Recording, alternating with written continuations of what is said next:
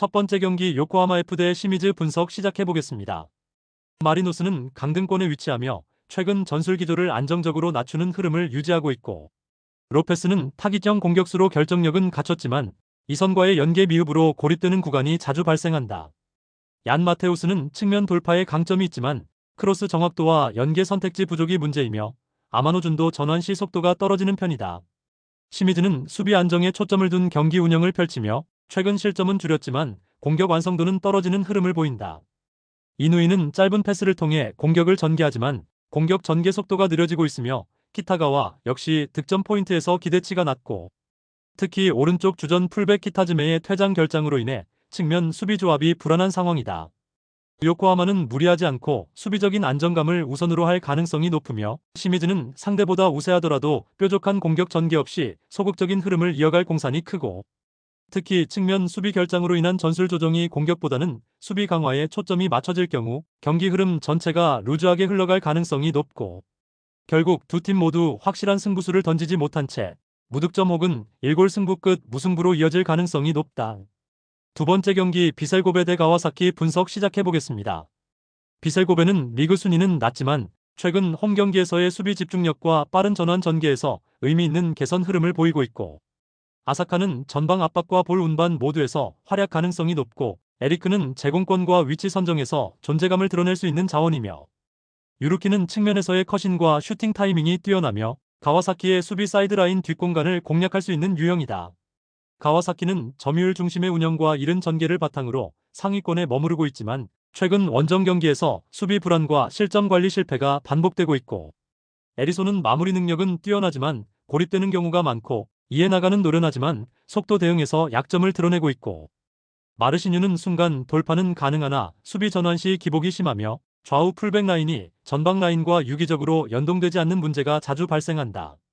비셀고베는 리그 하위권이지만 최근 홈에서의 흐름과 전개 완성도가 분명히 개선되고 있으며 에리크를 중심으로 한 마무리 옵션이 뚜렷하며, 반면 가와사키는 원정에서 수비 조직력과 기동성 문제가 반복되고 있어서 볼을 점유하더라도 실속 없이 흔들릴 가능성이 존재한다.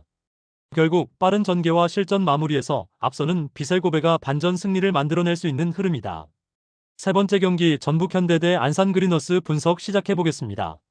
전북은 K리그 1을 대표하는 강호로 콤파뉴를 중심으로 한 헤더 전개와 빠른 윙포워드 침투가 주요 패턴이며, 콤파뉴는 공중볼 경합에서 절대적인 우위를 보이는 타겟형 스트라이커이며 전진우는 좌측에서의 폭발적인 스피드를 바탕으로 풀백 뒷공간을 지속적으로 파고드는 유형이며, 송민규 역시 이선 침투와 중거리 슈팅 모두 능하며 측면과 중앙 모두에서 연계에 참여하는 다재다능 자원이다. 안산은 4-1-4-1 포메이션으로 중원 밀집 수비를 시도하지만 양 풀백과 중앙 센터백 라인의 11대1 방어에서 불안함이 자주 노출되고 있고, 라파와 사라이바는 기술적으로 준수하지만 압박 회피와 후방 커버력이 부족하고 강수 잃은 활동량은 넓지만 수비 부담이 클 경우 영향력이 제한된다.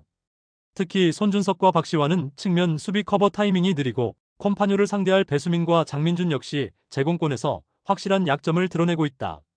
전북현대는 전진우의 측면 스피드, 콤파뉴의 제공권, 송민규의 세컨 침투까지 명확한 공격 루트를 보유하고 있으며, 안산은 측면 수비 대응력과 제공권 수비 모두에서 한계를 보이고 있어 수세에 몰릴 가능성이 높고, 결국 공격 루트 다양성과 체급의 차이를 바탕으로 전북현대가 주도권을 잡고 무난한 승리를 거둘 수 있는 경기다.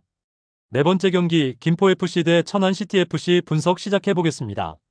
김포는 300 시스템을 바탕으로 수비 안정과 세트피스를 중심으로 득점을 노리는 전략을 구사하고 있고, 루이스는 볼키핑과 탈압박에 능하지만 득점 마무리에서는 기복이 있으며 다자오마는 활동 범위는 넓으나 전방 침투의 날카로움은 다소 떨어진다. 브루노는 중원에서 볼 배급과 압박 가담이 가능하지만 템포를 빠르게 끌어올리는 플레이에는 한계가 있다. 천안은 전통적인 4-4-2 수비 블록을 형성하면서 라인 간격 유지를 통한 안정적 운영을 지향한다.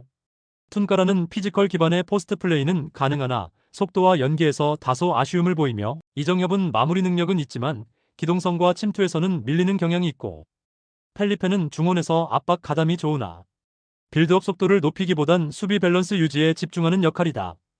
김포는 빌드업과 전환 템포가 느리고 천안은 수비 밸런스를 유지하면서도 득점 루트가 제한된 팀이며, 양팀 모두 패하지 않는 경기를 운영할 가능성이 크며 공격 효율이 낮은 구조상 1대1 또는 0대0 무승부 흐름이 성립될 수 있는 경기다. 다섯 번째 경기 우라와 레드 대 교토상가 분석 시작해보겠습니다.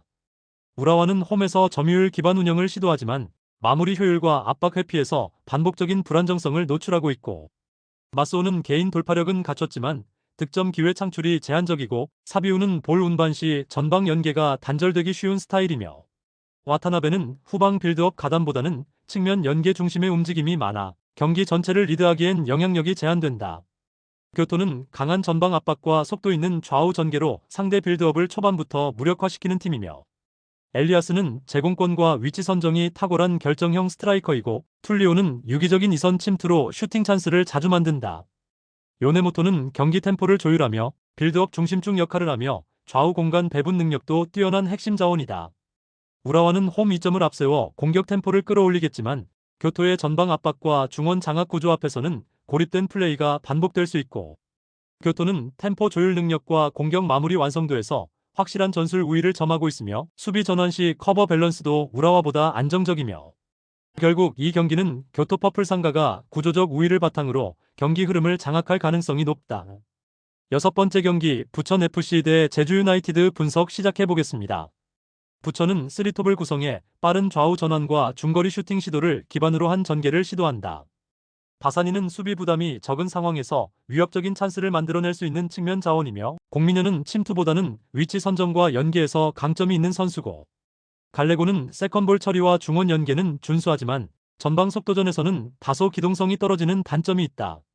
제주는 전통적인 4-3-3 구조 속에서 측면 전개와 남태희 중심의 탈압박 전환에 의존하는 전술을 펼친다. 유리 조나탄은 제공권과 침투 모두 갖춘 전방 자원이지만 최근 경기력에 기복이 있고, 남태희는 탈압박과 템포 조절에 강점이 있으나 활동 반경과 체력 부분에선 후반부 집중력 저하가 반복되는 편이며, 유인수는 측면 돌파와 크로스 타이밍이 좋지만 수비 전원에서의 커버 속도는 불안 요소다. 이 경기는 단순한 1-2부 간의 컵 대회가 아니다.